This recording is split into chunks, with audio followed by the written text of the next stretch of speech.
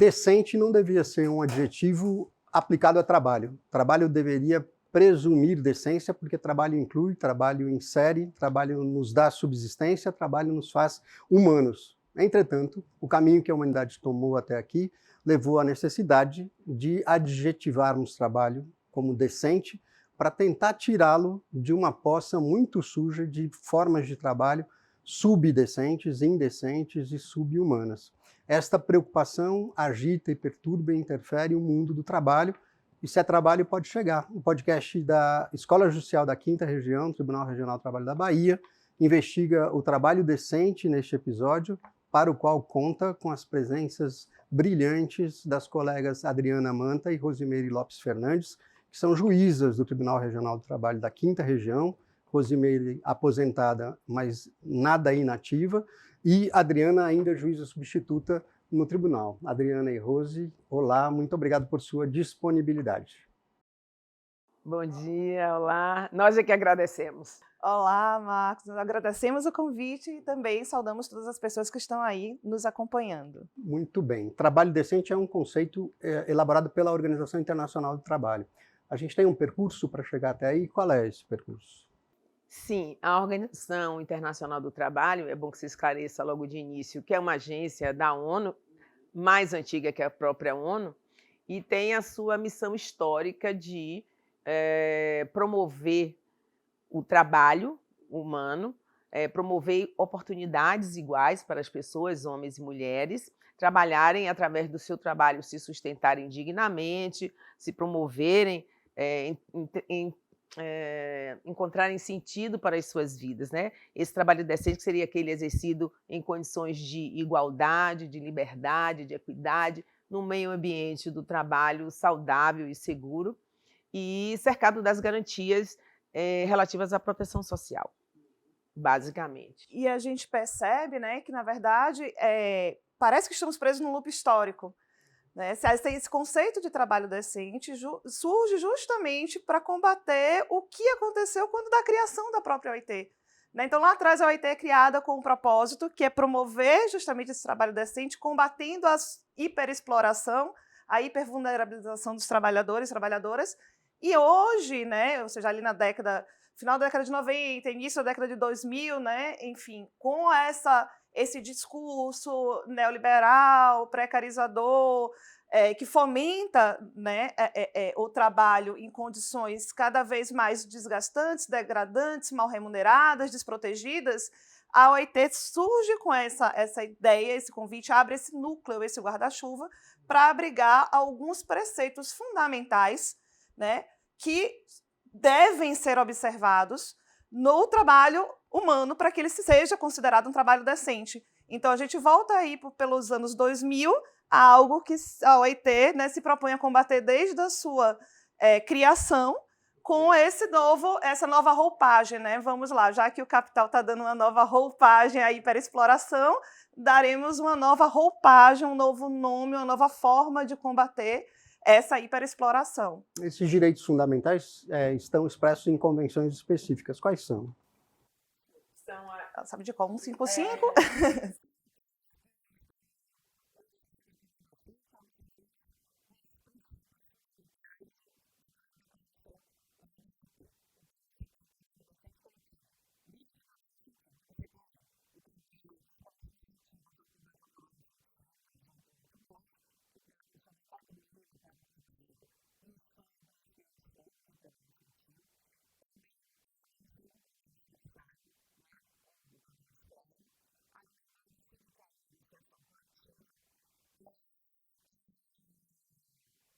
Saúde e segurança, 155.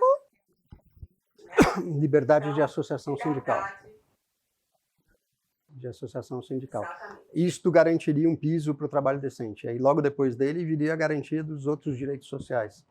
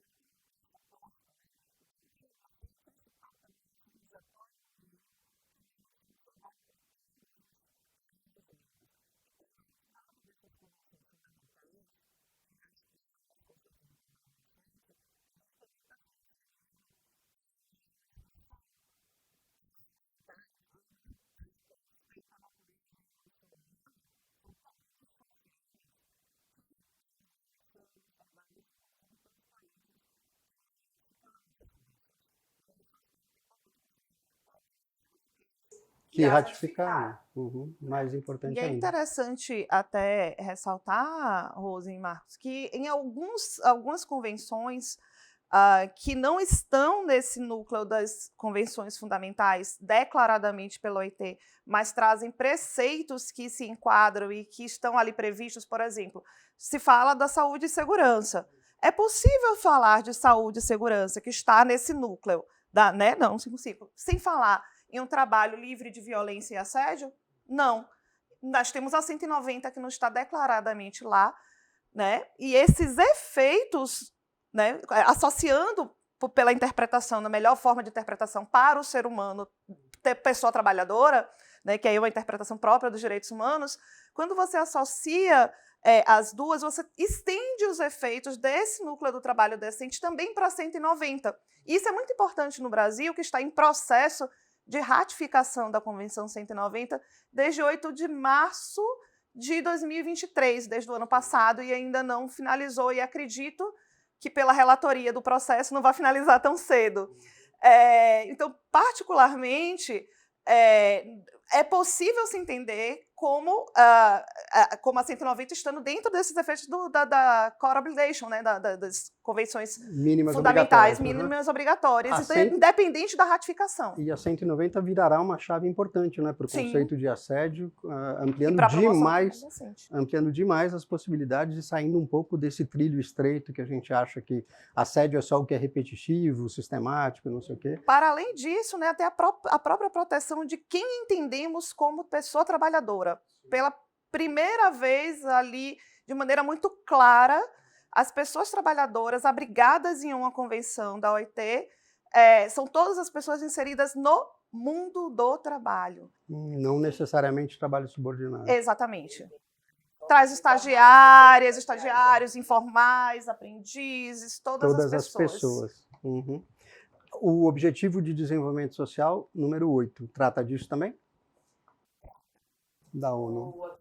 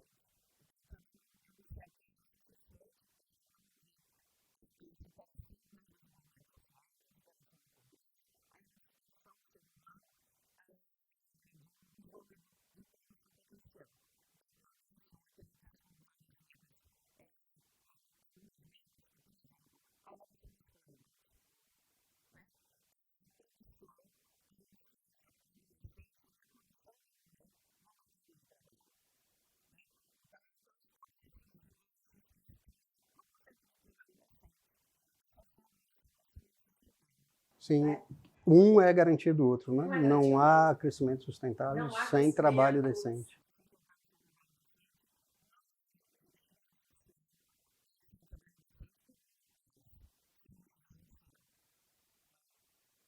O Tribunal Regional do Trabalho da 5ª Região está atuando no trabalho decente?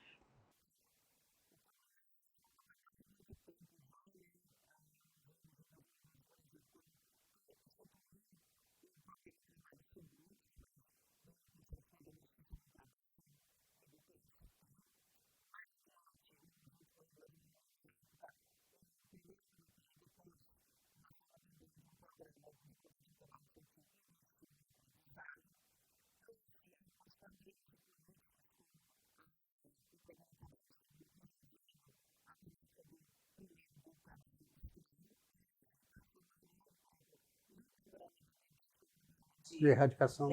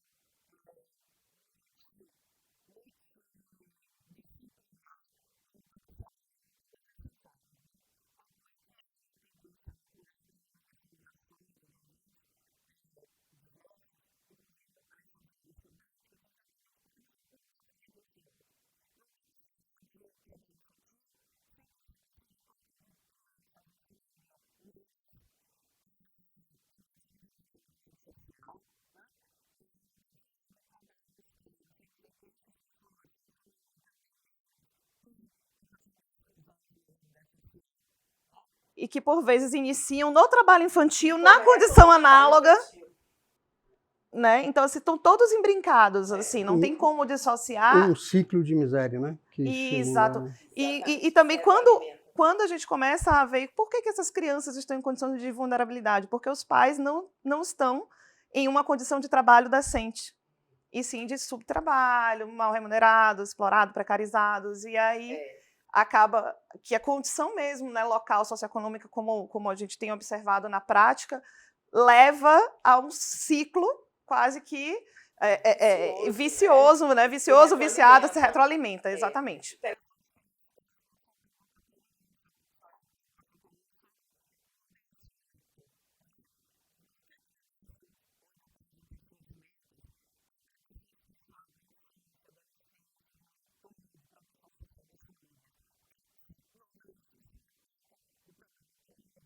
E aí nunca haverá trabalho decente.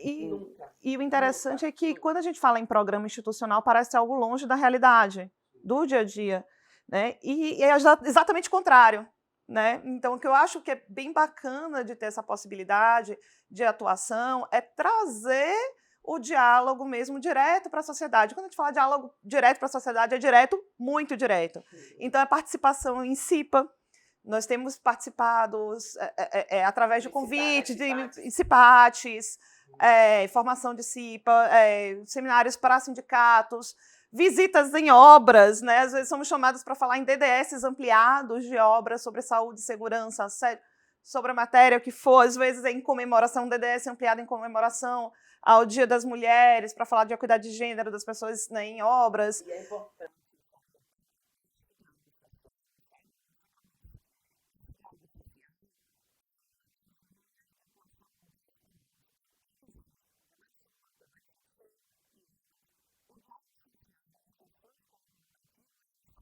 Na natureza dos programas. E é importante, Rose, é importante destacar, sim, tem a origem lá nos programas, mas é da própria essência do judiciário. O judiciário não pode ser um poder encastelado, né? Se ele não tiver essa comunicação direta e fundamental com a sociedade, vai servir para pouco, né? O que ele vai poder proferir de sentença, decisão e tal. Quer dizer, não são ações, na minha leitura, dissociadas. É o juiz que está lá com a sociedade que é o bom juiz aqui das causas trabalhistas. Justiça com essa atuação.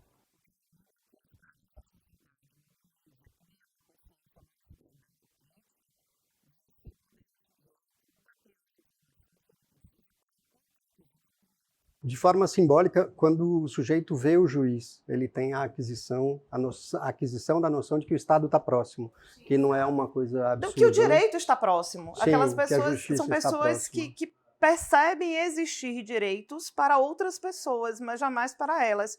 Né? Então, quando você fala diretamente, olhando nos olhos dessa pessoa, você, não com essas palavras, mas você diz, você é uma pessoa sujeita de direito. Né? Então, você faz com que ela se apodere desse lugar, se entenda enquanto sujeito de direito, perceba criticamente, né, quando esse direito está sendo violado e tome, né, como o Rose usou a palavra empoderar, vou pegar, embora não seja minha favorita, mas se talvez não se empodere, mas se apodere desse lugar, né, de sujeito de direito e faça o seu direito exercer, seja preventivamente, seja pós, nas nossas mesas de audiência, né? Eu sempre falo que eu acho que essa ideia do Poder Judiciário institucionalizar os programas faz com que a gente perceba que justiça não se faz tardiamente com sentença.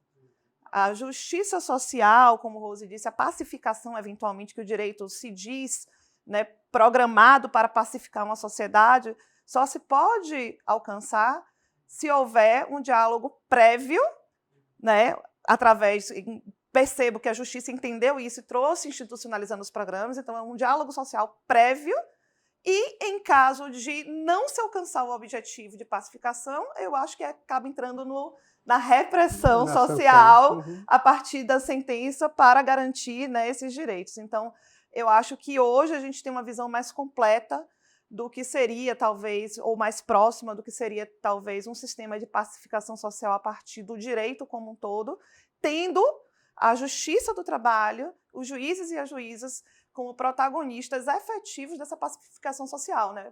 Para mim, pacificação social não se faz em mesa de audiência nem em sentença apenas. Só. Uhum, Apenas. também aí. Esse público costuma ter um perfil muito próprio, você já adiantou um pouco isso, Rosa. Quem são os trabalhadores que se encontram mais vulneráveis ao trabalho indecente?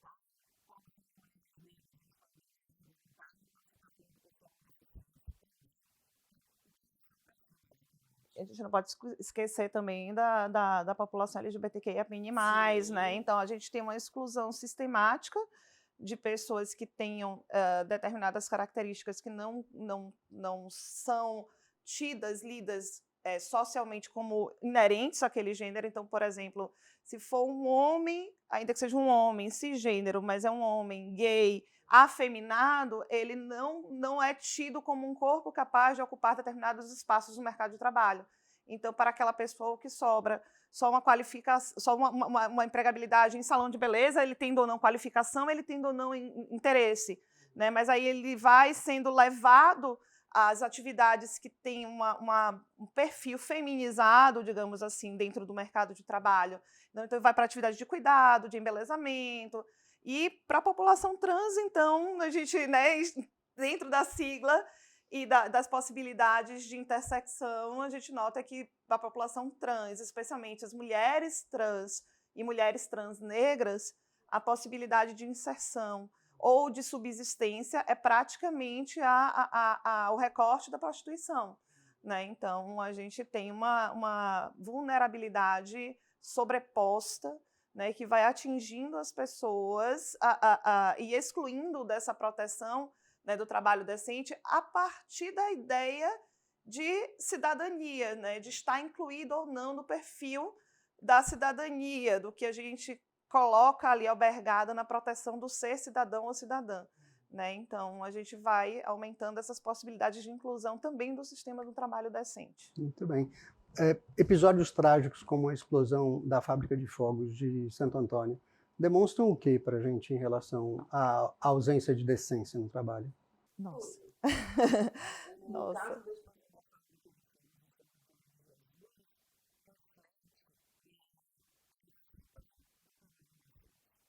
Começa com essa interseção, né? Começa com essa interseção de marcadores.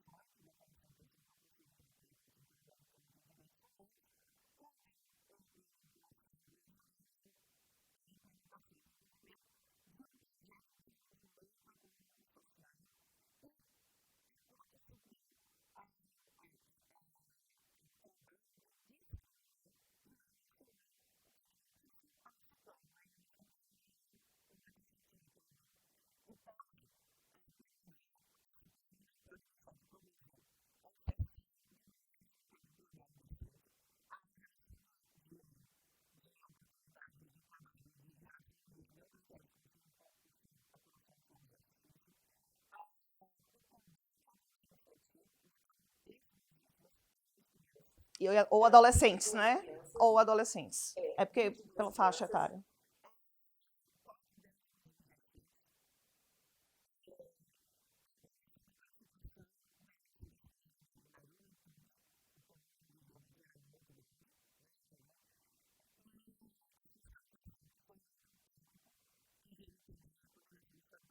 A omissão da fiscalização.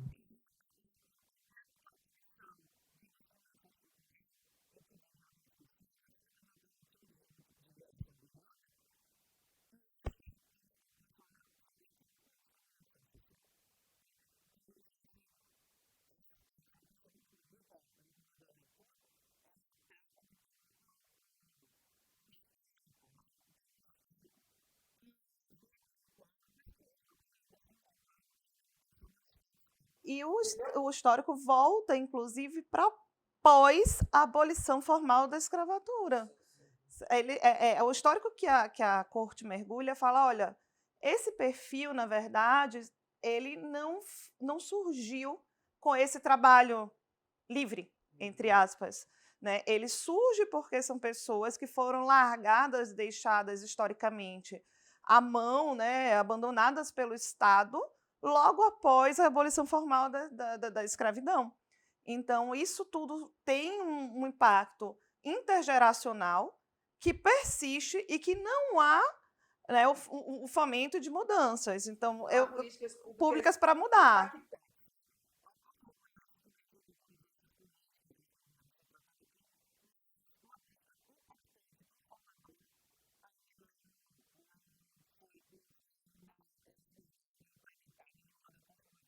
Tanto não foi que tivemos recentemente agora, esse mês... Além de acidentes, apreensão de toneladas de fogos na fabricados, fabricados clandestinamente, de material para fabricação, de outros já fabricados clandestinamente, e tivemos, inclusive, acidentes agora, nesse período desse mês de junho, né, que estamos, eu sei que vai ao ar aí com algum delay, mas estamos no mês de junho. Na época própria para esse trabalho aumentar. Né? Assim,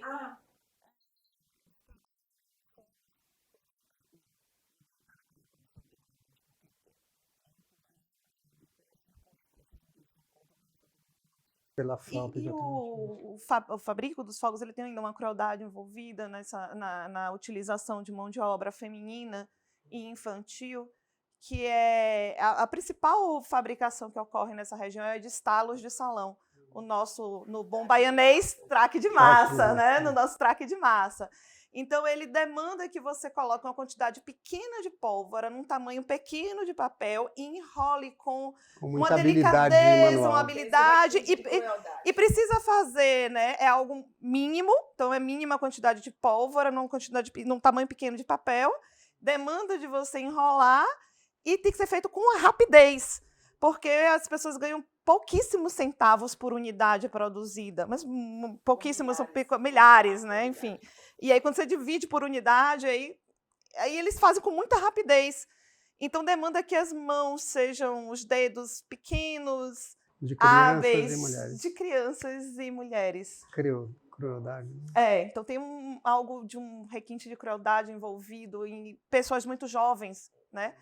Então, você vê que quando eram adultas as pessoas que faleceram, quando se faz o recorte ali intergeracional da explosão, eram pessoas jovens. As que não eram adolescentes eram jovens adultas. Né? Então, tem essa... E reforça a ideia anterior que você expôs, é resultado do ciclo, né? Do ciclo. Eles só são jovens miseráveis porque eram crianças também miseráveis e também exploradas desde o início. Sim, eu não sei se quero ouvir a resposta, mas há uma dificuldade dos juízes compreenderem qual é o limite claro entre a sua atuação institucional e jurisdicional, técnica e tal, e o ativismo ilícito. Há uma barreira para a gente tomar cuidado aí? Quer dizer, quando eu quero ir para a sociedade, conversar com a sociedade, agir pelo trabalho decente, eu corro o risco de deixar de ser juiz? Eu acho que Rose está até numa situação mais confortável do que eu, como aposentada ativa que é. Para mim é um pouco mais difícil, porque eu estou na jurisdição, né? Mas eu acho que tem sim um limite. E eu acho que não é difícil de ser respeitado, não. Especialmente quando a gente vai dialogar diretamente com um público que pode estar efetivamente em outro momento na sua mesa de audiência, como, por exemplo, fazer palestra num local como um DDS ampliado, uma obra, um diálogo direto sobre assédio no local de trabalho. Uma das primeiras coisas que eu abro é explicando que eu estou naquela condição enquanto gestora do programa, e que exerço a jurisdição e que não pode ser comentado em nenhum momento nenhum caso concreto.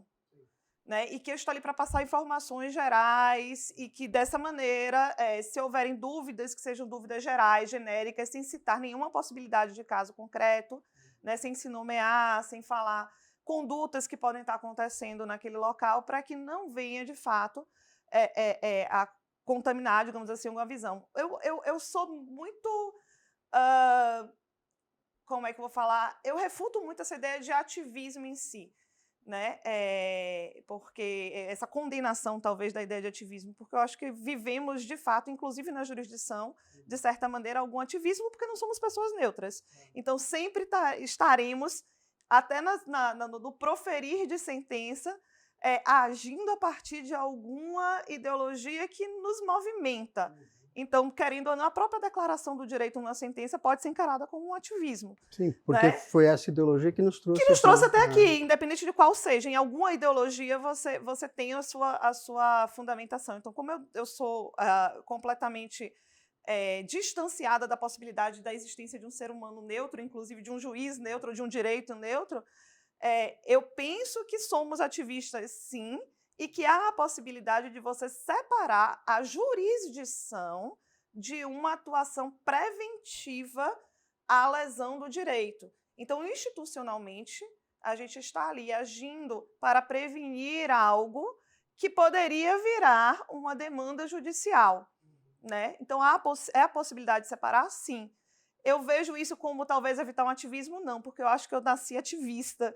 Então, eu acho que é meio difícil separar ativista da minha vivência, né, do meu jeito de ser. Eu acho que eu sou ativista desde a alfabetização, quando a professora gritava e eu rasgava a tarefa de todas as pessoas da sala de aula. Então, desde ali, eu protestava. Então, eu acho que eu sou ativista desde sempre. Eu acho que é um pouco difícil separar o ativismo da pessoa e do juiz e da jurisdição e da instituição. Mas dá para separar.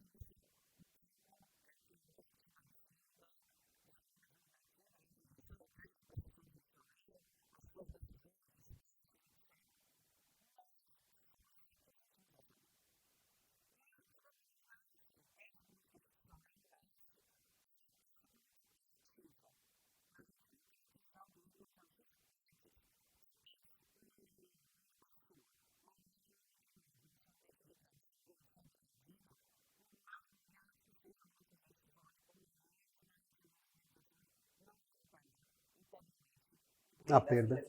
Claro. E quando é uma mãe e um pai?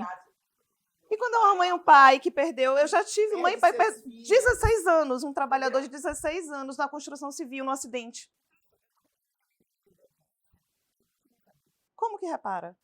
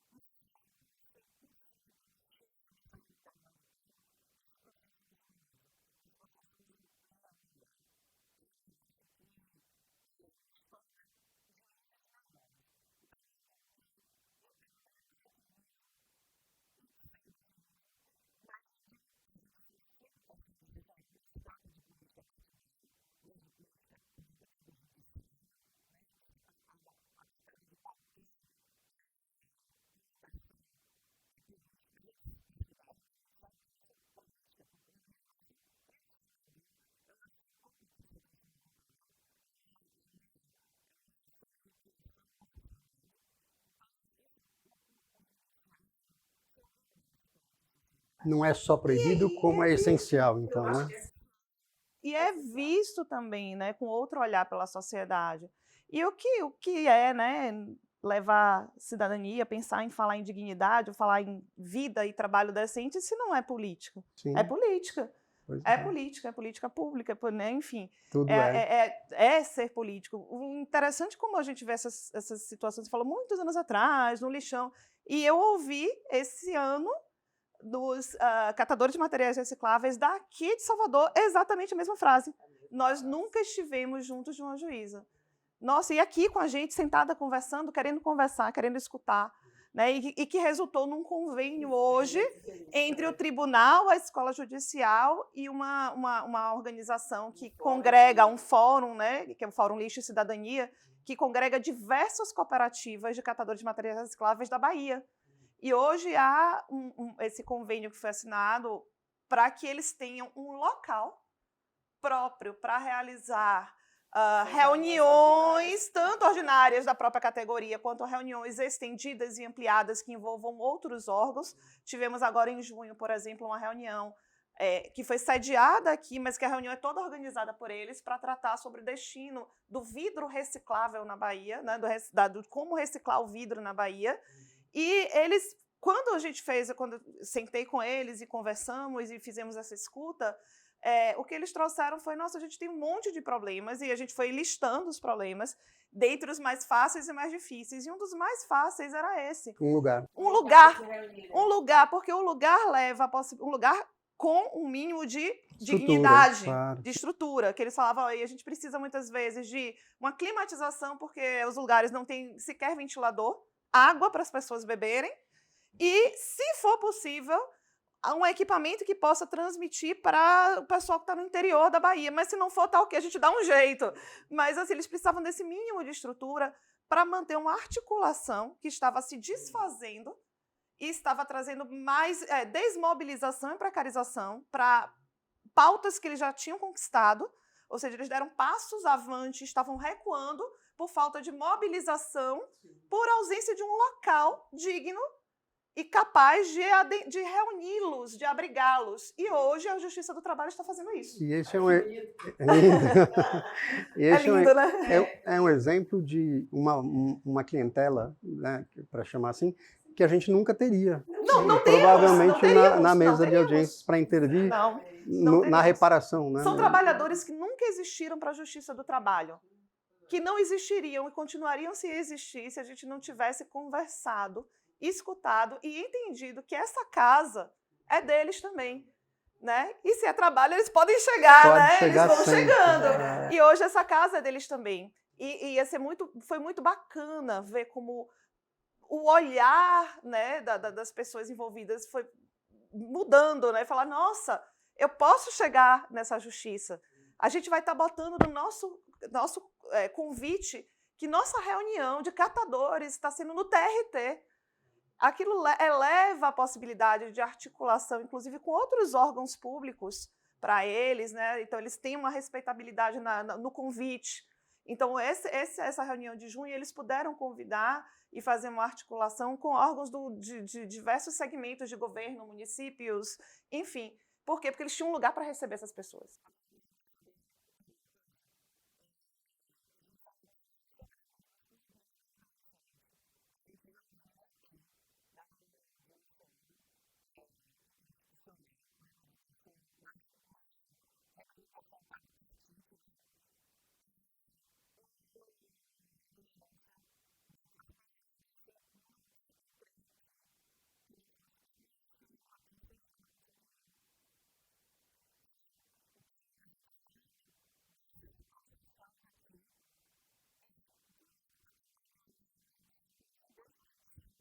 Bravo.